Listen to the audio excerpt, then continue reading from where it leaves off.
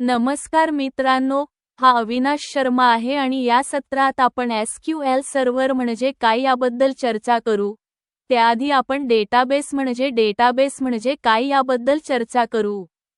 Database म्हणजे जिथे आपण समान डेटा संग्रहित करू शकतो म्हणजे माहिती नंतर आपण त्या डेटाबेसमधून माहिती पुनर्प्राप्त करू शकतो.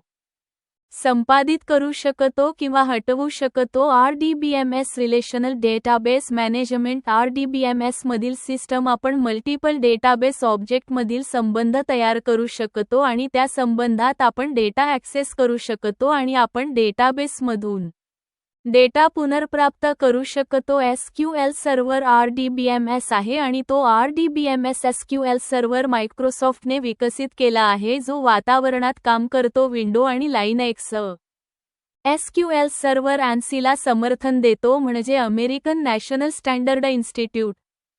SQL भाषा जी संरचित क्वेरी आहे भाषा परंतु SQL ची स्वतःची भाषा आहे जी T-SQL आहे म्हणून दोन्ही भाषा तुम्ही डेटा हाताळण्यासाठी वापरू शकता. डेटाबेस संवर्धन हे पहिले SQL सर्व्हर आवृत्त्या याव्यतिरिक्त SQL सर्व्हर एंटरप्राइज आहे आणि मुळात ते मोठ्या कंपनीद्वारे मोठ्या प्रमाणात डेटाच्या प्रक्रियेसाठी वापरले जाते कारण ते उच्च पातळीचे सुरक्षा प्रगत विश्लेषण आणि मशीन लर्निंग प्रदान करते. दुसरे म्हणजे SQL सर्व्हर मानक ते मध्यावधी अनुप्रयोगासाठी योग्य आहे त्यात रिपोर्टिंग आणि विश्लेषण देखील समाविष्ट आहे. नंतर तिसरे म्हणजे SQL सर्व्हर वेब आहे ते कमी किमतीचे सर्व्हर आहे आणि वेबच्या होस्टिंगसाठी वापरले जाते.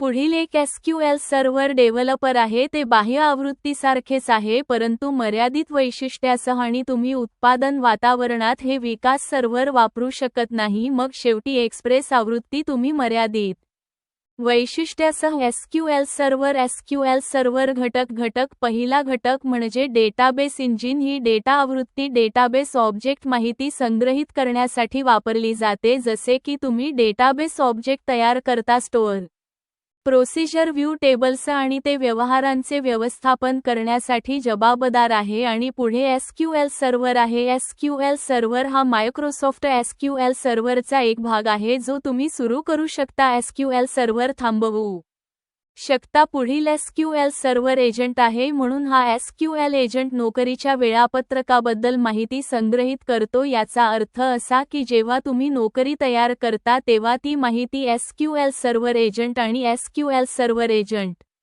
त्या नोकऱ्या कार्यान्वित करतो त्यांच्या वेळापत्रकानुसार. मग SQL सर्व्हर पूर्ण मजकूर शोध आणि जर तुम्ही ही सेवा सक्षम केली तर तुम्ही एक अक्षराने किंवा एका परिच्छेदाने मजकूर शोधू शकता. मग SQL सर्व्हर बी मूल्यांकन लेखक आणि ही सेवा बॅकअप घेण्यास आणि डेटा पुनर्संचयित करण्यास जबाबदार आहे. पुढील SQL सर्व्हर आहे विश्लेषण सेवा SSAS ही सेवा डेटा विश्लेषण डेटा मायनिंग प्रदान करते आणि मशीन लर्निंग क्षमता. पुढील SQL सर्व्हर एकत्रीकरण सेवा SES ही सेवा ETL एक्स्ट्रॅक्ट ट्रान्सफॉर्म आणि लोड असे म्हणतात. याचा अर्थ असा की या साधनाचा वापर करून तुम्ही एका सोर्समधून डेटा लोड करू शकता आणि डेटा संग्रहित करू शकता. ट्रान्सफॉर्मेशन नंतर दुसरा सोर्स म्हणजे त्याच्या दरम्यान म्हणजे तुम्ही डेटा साफ करू शकता तुम्ही डेटा हाताळू शकता. म्हणून मित्रांनो हे सर्व SQL सर्व्हरच्या परिचयाबद्दल होते. व्हिडिओ पाहिल्याबद्दल धन्यवाद.